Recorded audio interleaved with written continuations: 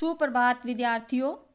आज हम हमारी हिंदी पाठ्य पुस्तक वसंत के पाठ 16 भोर और बरखा में संकलित 2 पदों का अध्ययन करेंगे। ये पद मीरा बाई द्वारा संकलित हैं। बच्चों, जैसा कि आप जानते ही हैं कि मीरा बाई जो थी श्री कृष्ण भक्ति की आराधना में लीन रहती थी। लोगों द्वारा बहुत समझाने पर भी उन्होंने अपनी कृष्ण भक्ति नहीं छोड़ी, है ना। तो उन्होंने अपना पूरा जीवन कृष्ण भक्ति में ही समर्पित कर दिया था। तो आइए कृष्ण मीराबाई के जीवन परिचय के बारे में कुछ जानते हैं। मीराबाई कृष्ण भक्ति शाखा की प्रमुख कवित्री है।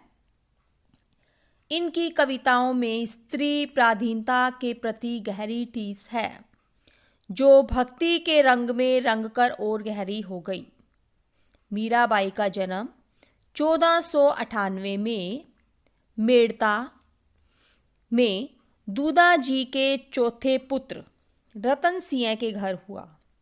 ये बचपन से ही कृष्ण भक्ति में रुचि लेने लगी थी।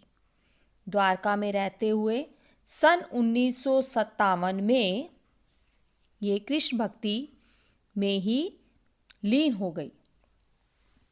तो इसमें आए जो पद हैं वो इस प्रकार है। पहला पद जो है मीराबाई का, इस पद में मीराबाई क्या कह रही है? जागो बंसी वारे ललना, जागो मोरे प्यारे, रजनी बीती भोर भयो है, घर घर खुले किंवारे, गोपी दही मथत, सुनियत है कंगना के झनकारे, उठो लाल जी भोर भयो है, सुर नर ठाडे द्वारे, ग्वाल बाल सब करत कुलाहल, जय जय शब्द उचारे, माखन रोटी हाथ में लीनी, गौवन के रखवारे, मीरा के प्रभु गिरधर नागर, शरण आया को तारे।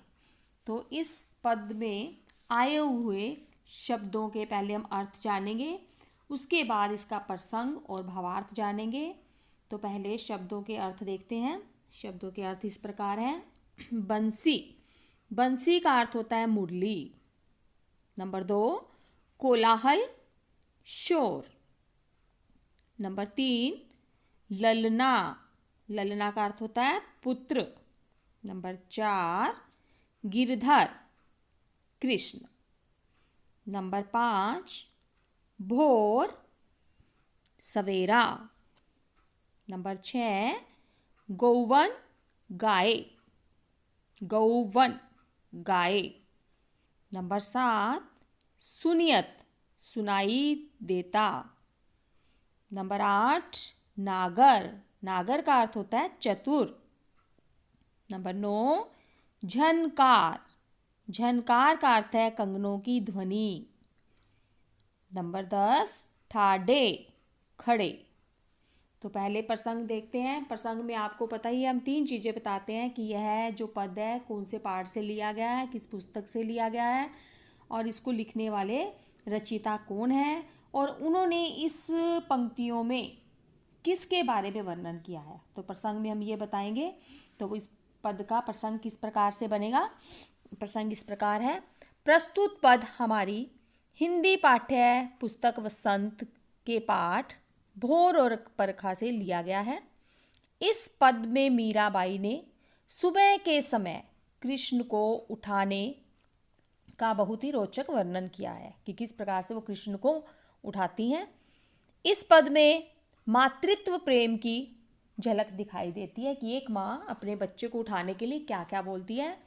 तो मीराबाई यशोदा मैया के माध्यम से वह अपने लाल को उठाने का किस प्रकार से उसको उठाने का प्रयत्न करती है, वो इस पद में बताया गया है।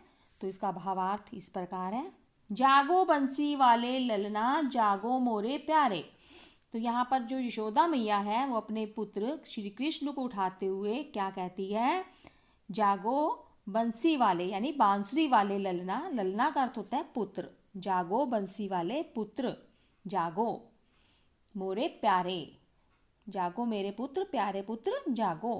रजनी बीती भोर भयो है, घर घर खुले किंवारे। यहाँ रजनी का अर्थ है रात, भोर का अर्थ है सुबह। किंवारे का अर्थ होता है दरवाजे। तो यहाँ माँ यशोदा कृष्ण को उठाते हुए क्या कहती है कि रात बीत गई है, सुबह हो गई है और घर घर के दरवाजे खुल गए हैं। आगे, गोपी दही मथत सुनियत है कंगना के झनकारे। गोपियां जो हैं वो दही मथ रही हैं और दही मथते हुए उनके कंगनों की सुंदर सुंदर आवाजें सुनाई दे रही हैं। उठो लाल जी भोर भयो है, सुर नर ठाडे द्वारे। माँ यशोदा फिर बच्चे को कहती है, श्री कृष्ण को कहती है, उठो मेरे पुत्र, सुबह हो गई है, दरवाजे पर, सुर मतलब देवता, नर मतलब मनुष्य, ठाडे का अर्थ होता है खड़े हैं। ठीक है, तो यहाँ पर यशोदा माँ कह रही है कि उठो लाल, सुबह हो गई है और देवता और मनुष्य दरवाजे पर तुम्हारा इंतजार करने के लिए खड़े हैं। ग्वाल बाल सब करत कुलाहल, जय जय शब्द उचारे। सभी ग्वाल बाल जो हैं शोर कर रहे हैं और तुम्हारे नाम का उच्चारण कर रहे हैं, तुम्हारे नाम का जय जयकार कर रहे हैं। उचारे मतलब उच्चारण करना। माखन हो रोटी हाथ में लीनी, गौवन के रखवाले। गौवन के रखवाले यहाँ किसके लिए आया है? श्री कृष्ण के लिए आया है। तो यहाँ श्री कृष्ण जो है गौओं के जो रखवाले हैं वो माखन और रोटी को हाथ में लेकर उनके साथ जाने को तैयार हो गए।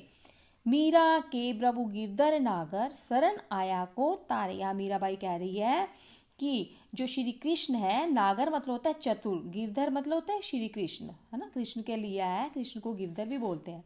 तो यहाँ मीराबाई कहती है कि जो ये कृष्ण है चतुर कृष्ण, क्योंकि हाथ में ही रोटी लेकर माखन लेकर चल पड़े हैं, तो उनके बारे में क्या कहती है?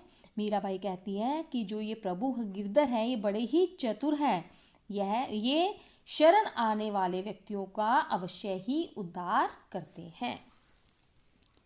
अगला पैराग्राफ, अगला पद क्या है?